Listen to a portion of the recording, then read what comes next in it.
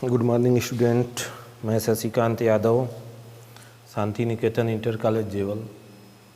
आज मैं आप लोगों को क्लास 10 द फाउंटेन नामक पोएम को पढ़ाऊंगा। इसको आप लोग ध्यान से देखेंगे। इस कविता को लिखने वाले, इस पोएम को लिखने वाले जेम्स रसेल लॉवेल जी हैं।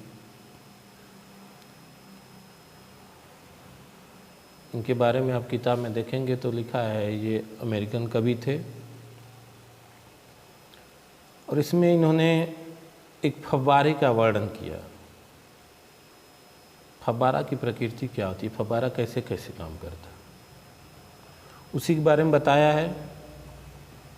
आप लोग इसको देखेंगे और जो ये ब्लैक रंग की एरो जा रही है इस पर आप लोग केयर करेंगे।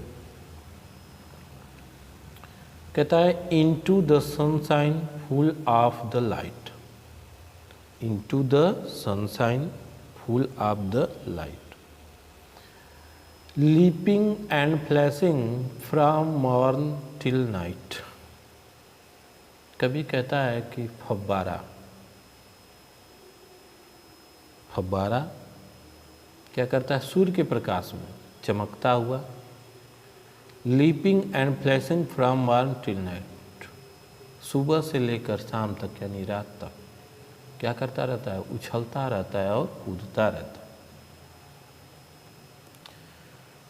फिर नीचे देखेंगे दूसरा paragraph, into the moonlight वाइटर than snow. कहता है, कभी कहता है कि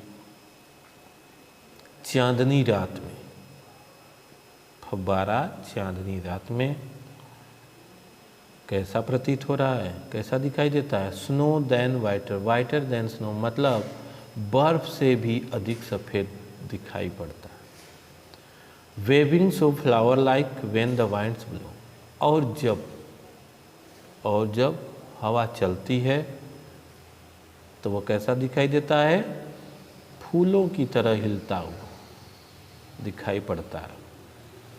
कहता है wavings of flower like when the winds blow, और जब हवा चलती है तो वह फूल की तरह हिलता हुआ दिखाई देता है यानी हिलता है। फिर तीसरा पैराग्राफ हम लोग देखेंगे।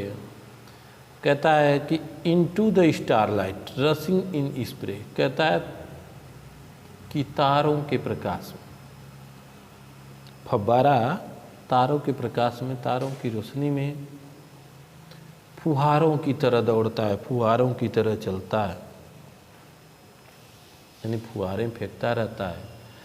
Happy at midnight happy by day, और वह दिन में भी प्रसन्न रहता है और रात में भी प्रसन्न रहता है। Ever in motion blithesome and cheery, still climbing heavenward never a weary। Ever in motion, हमेशा फव्वारा हमेशा क्या रहता है, गतिशील रहता है। ब्लिसम एंड चियरी, और हमेशा प्रसन्नचित रहता है, हमेशा खुश रहता है। Still climbing heavenward never a weary, कहता है कि वह हमेशा आकाश की ओर यानी ऊंचाई की ओर अग्रसर रहता है, ऊंचाई पे चढ़ता रहता है और कभी थकता नहीं। फव्वारा क्या करता है, हमेशा ऊंचाई की ओर जाता रहता है, ऊपर की ओर जाता रहता है, कभी थकता नहीं है। आगे वाला पैराग्राफ कहता है glad of all weathers still seeming best, हमेशा यानी हर मौसम में वह क्या रहता है, प्रसन्न रहता है, हमेशा अच्छा प्रतीत होता है, दिखाई देता है। Upward or downward motion thy rest, वह क्या करता रहता है, ऊपर जाता रहता है और नीचे जाता रहता है। मोशन दाई रेस्ट, उसकी गति ही उसका क्या है, आराम है। फिर कहता है full of A nature nothing can trim, उसकी प्रकृति, उसकी स्थिति क्या है, हमेशा चलते रहने की है। नथिंग कैन टेम, उसको कोई पालतू नहीं बना सकता यानी उसको कोई रोक नहीं सकता। Changed every moments ईवर the same, वह हमेशा हर क्षण क्या होता रहता है? बदलता रहता है, फिर भी क्या होता है? वह समान होता है। फिर देखेंगे अगला पैराग्राफ, कहता है कि ceaseless aspiring, ceaseless aspiring, ceaseless content, मतलब वह क्या होता है? लगातार, एस्पायरिंग मीन्स वह हमेशा क्या करता रहता है? ऊपर की ओर जाता रहता है, गतिशील रहता है। सीजलेस कंटेंट, और हमेशा क्या होता है? संतुष्ट रहता है। सीजलेस लगातार आगे बढ़ता रहता है, एस्पायरिंग मीन्स आगे बढ़ना यानी ऊपर उठते रहना।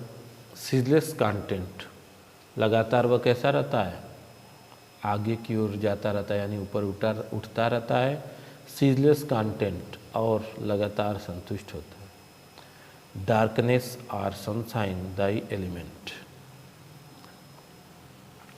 चाहे दिन हो या रात हो, उसकी प्रकृति, उसका स्वभाव हमेशा समान रहता है, वो कभी बदलता नहीं है।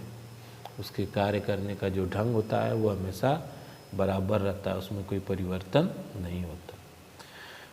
फिर कभी कहते हैं glorious fountain, let my heart be fresh and full constant upward like दी।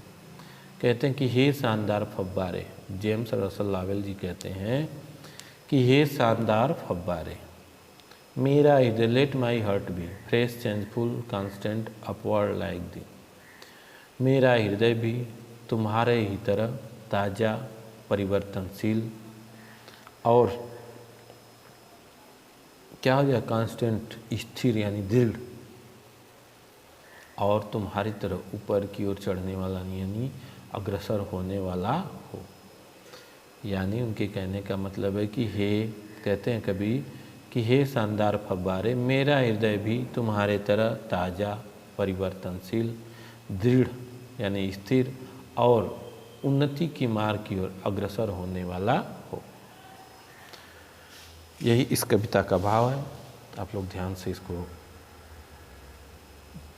ग्रहण करेंगे। इन्होंने जेम्स रसेल लावेल देखिए दिया है 1891, यानी इनका जन्म कब हुआ था? 1851, 1900 में इनका जन्म हुआ था, 1819 में, और इनकी मृत्यु 1851। धन्यवाद। अब अगले वीडियो में आप लोग अगले पार्ट को देखेंगे।